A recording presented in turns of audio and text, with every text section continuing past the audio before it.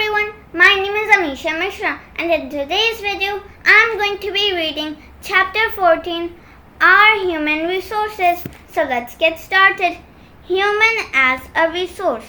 Our country has a variety of natural resources, but these natural resources cannot be any help to us if they are not utilized in a proper manner. To utilize these resources, we need intelligent, educated, and skilled people to convert these natural resources into useful goods. The people of a country are the most important resource. They are the human resources. They have the ability to use their knowledge and skills to develop the available resources to meet the needs of the people.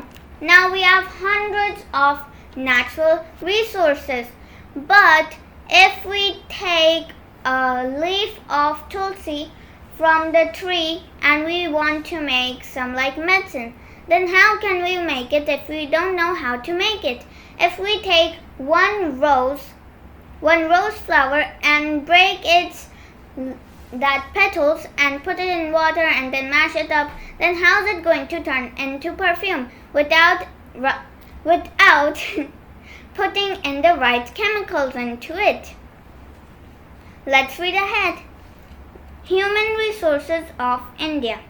India is the 7th largest country in the world and the 2nd most populous. We are a nation of more than 125 crore people. That's a lot. And all these people contribute to the country's human resources. The population of India is not evenly distributed. There are areas where the number of people living per unit area, known as population density. It is very high, while the other places it is lower. The average population density of the world is 45 people per square kilometer, while in India this figure is 324 people per square kilometer. That is now like thrice more.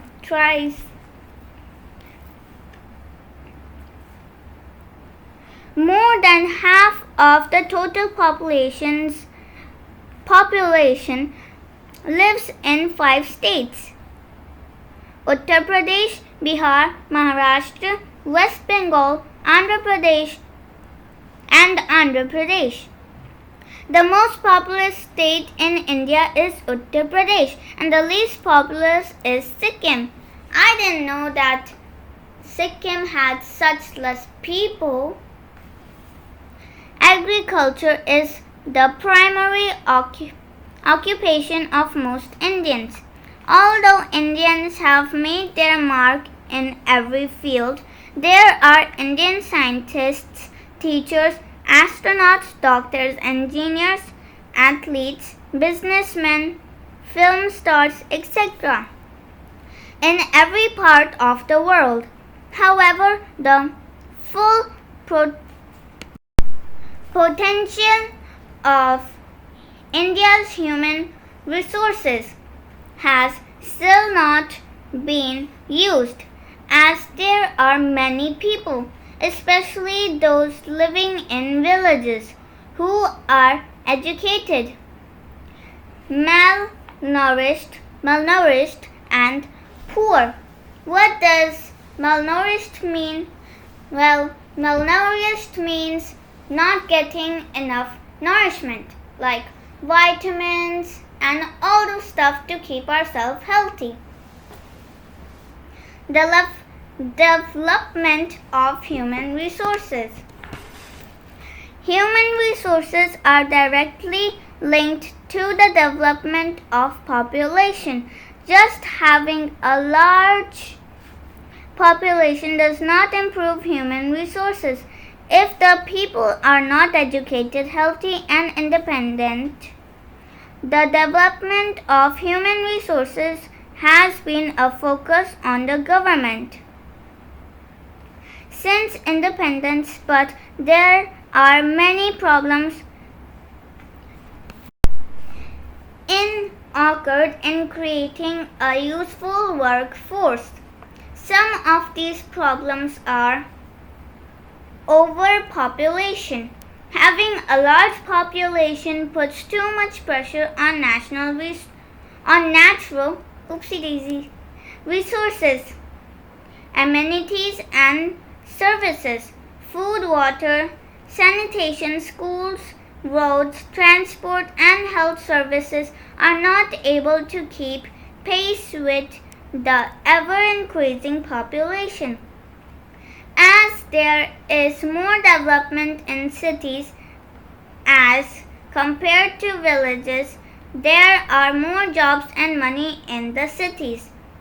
This causes a population shift towards the urban areas, further burdening the system, while the villages remain undeveloped and migrant workers are unskilled and are usually employed as daily waggers. Now let's read the second one. Lack of education. There is a huge gap between the number of students and number of available seats in education institutions like schools, colleges, and training centers. Many people are still completely illiterate, which means they are not unfit for most jobs but also lack basic knowledge and life skills. Oh no, I feel so bad for them.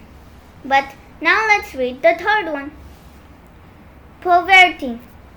A part of India is developing with the rest of the world, but most half of the population of India suffers from poverty. People are so poor that they do not have enough to eat, buy medicines, or even afford to have a roof over their heads.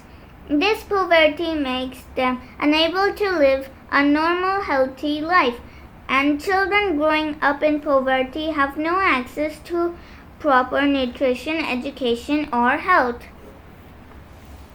Measures taken by the government. Let's read what is in this. It is clear that development of human resources is necessary for our country to progress.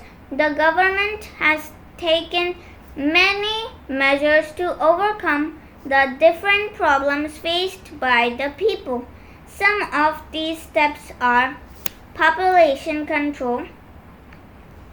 The government has been educating people on the advantages of having small families. Education. The Indian government runs lakhs of schools across the country to educate children, especially those from poor families. Many education schemes have been launched for the girl child. The Sarva Shiksha Abhiyan aims at providing education to children in the age group of 6 to 14 years. Health. Many hospitals and health centers have been set up in villages, towns, and cities. Removal of poverty. The government provides jobs, land, and houses to poor people.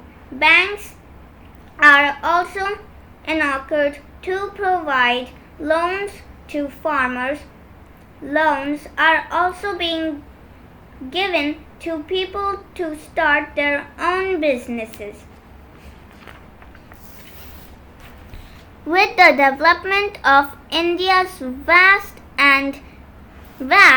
human resources, the true potential of the country can be released, where every Indian can proudly enjoy the natural resources and lead the country into a brighter future.